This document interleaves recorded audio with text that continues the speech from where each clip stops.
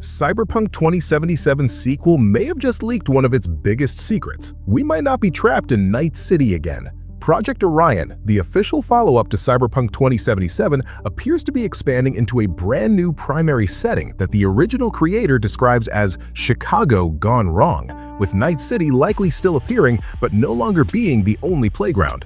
New evidence suggests the sequel could move the spotlight to a different American megacity, heavily inspired by Chicago and twisted through that same high-tech, low-life lens. Night City would still exist in the universe and probably show up in some role, but this time it shares the stage.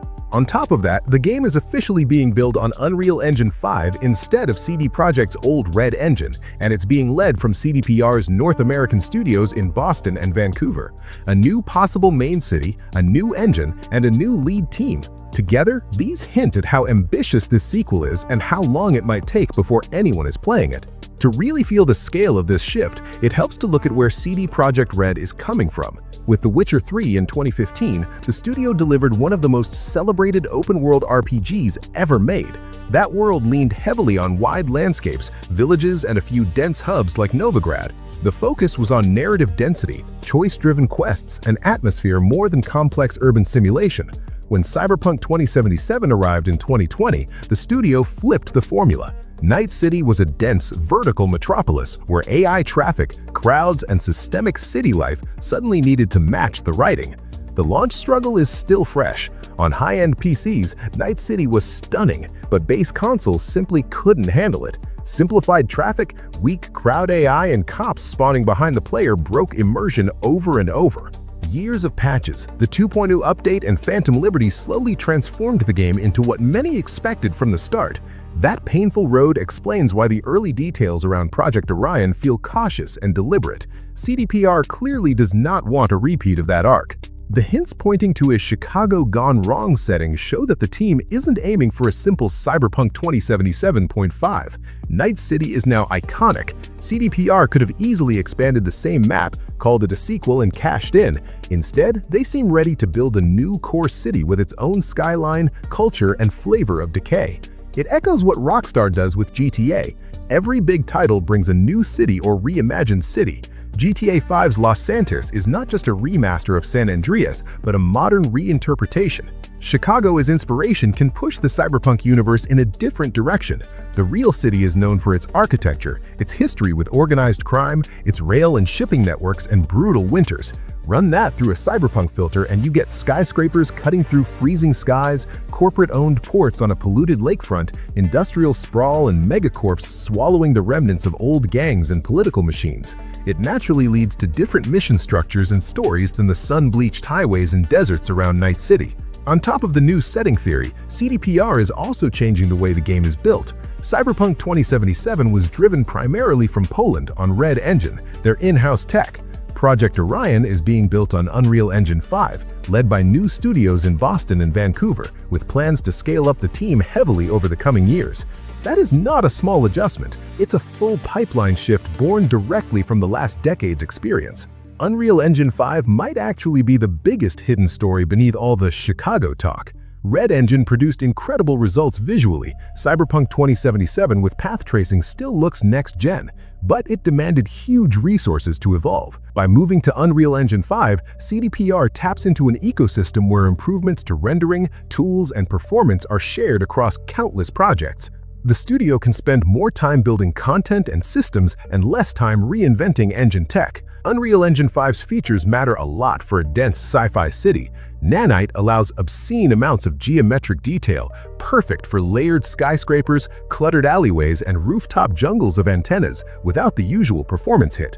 A Chicago-inspired city could be packed with tiny environmental storytelling details, and the engine is built to stream them efficiently. Lumen, with its dynamic global illumination, is ideal for a world full of neon, holograms, and flashing signage, where light needs to bounce naturally when billboards switch off or storms roll through the skyline. On top of that, the CDPR team is changing the way the game is built. Cyberpunk 2077 was driven primarily from Poland on Red Engine, their in-house tech. Project Orion is being built on Unreal Engine 5, led by new studios in Boston and Vancouver, with plans to scale up the team heavily over the coming years. That is not a small adjustment, it's a full pipeline shift born directly from the last decade's experience. Unreal Engine 5 might actually be the biggest hidden story beneath all the Chicago talk. Red Engine produced incredible results visually. Cyberpunk 2077 with path tracing still looks next-gen, but it demanded huge resources to evolve. By moving to Unreal Engine 5, CDPR taps into an ecosystem where improvements to rendering, tools, and performance are shared across countless projects. The studio can spend more time building content and systems and less time reinventing engine tech. Unreal Engine 5's features matter a lot for a dense sci-fi city. Nanite allows obscene amounts of geometric detail, perfect for layered skyscrapers, cluttered alleyways, and rooftop jungles of antennas without the usual performance hit. A Chicago-inspired city could be packed with tiny environmental storytelling details, and the engine is built to stream them efficiently. Lumen, with its dynamic global illumination, is ideal for a world full of neon, holograms, and flashing signage, where light needs to bounce naturally when billboards switch off or storms roll through the skyline. Then there's IA and world simulation. One of the biggest knocks against Cyberpunk 2077 at launch was how static it felt once the visual shock wore off. Simple driving behavior and limited pedestrian reactions made Night City feel more like a beautiful backdrop than a living organism. Unreal Engine 5 doesn't magically fix that, but its mature AI, physics, and streaming foundations should make it easier for CDPR to push further without constantly wrestling with proprietary tech.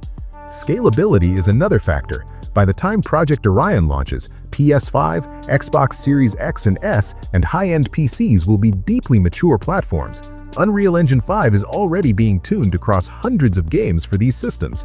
That gives CDPR a head start in avoiding the kind of disastrous last-gen versions that hurt Cyberpunk 2077's launch. The focus now is clearly on current hardware, which lines up with a later release window and a much cleaner day-one experience. The North American studio presence blends nicely with the rumored setting. A team in Boston and Vancouver building a city inspired by Chicago feels like a natural fit.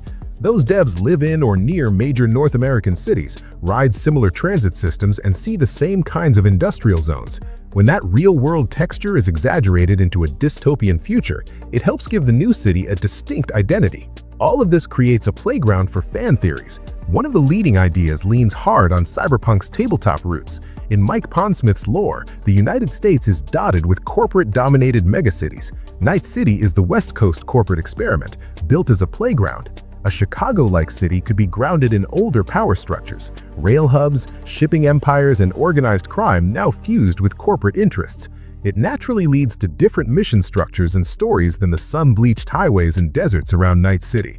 All of this leads to the timeline question. When could Project Orion actually launch? Looking at CD Projekt's history, their big games take many years. The Witcher 3 and Cyberpunk 2077 both had long development cycles. Phantom Liberty landed in 2023, and the studio has said major Cyberpunk 2077 content is now done, with the focus shifting to the sequel and the Witcher projects. If the team size ramps through the mid-2020s and only then hits full production, a realistic window is likely several years out, possibly late 2029 to 2031. This keeps the game within the viable life of current consoles and gives them enough time to avoid another rushed launch. Night City looks set to become the Liberty City of this franchise, a core location the series can revisit, while new cities expand the universe's scope. For players, that means more than just a change of skyline. It hints at a sequel that can build on Cyberpunk 2077's strengths, storytelling, atmosphere, and incredible visuals, while tackling its weaknesses with better tech and a longer runway. The wait is going to be long, but if CD Projekt Red manages to land Project Orion the way they couldn't land Cyberpunk 2077 at first, this new city could mark the moment Cyberpunk finally becomes a fully established giant in open-world RPGs.